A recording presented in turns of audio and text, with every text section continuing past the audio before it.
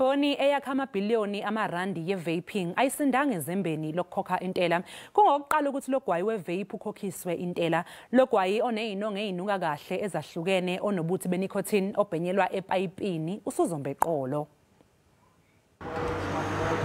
Lona ngogwayi ongenabuthi ngaleyo ndlela kepha uyabiza mbijane. Abanye bazibhemela wona uma bezichithela isizungu noma befuna ukuyeka lona owejwayelekile. Noma ngabe isiphe esakho isizathu ukubhema Logwayi kuzoligugisa igigi lakho. There should be cheaper alternatives than cigarettes, where if you tax it, it's going to be more expensive and you're going to sit with more health costs at the end of the day. Le ndawo ebizwa ngeHubble Lodge kulapho abantu bechitha khona isizungu ngalogwayi.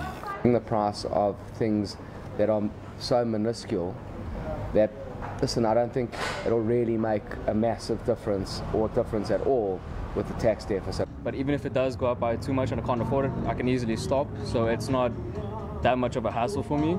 Abemboni Logwayi bafuna ixegiso imithetho yolawulayo. Xa kusithwa iproposal ngoku ithi masingene the same under the same regulation necuba enesiyala ngalonto because ayifani iVaping product necuba le enye xa uyilayita yinto ekubulalayo ithane nez chemicals ezi7000 ezikuyo kwiVapor azikho zonke zonto.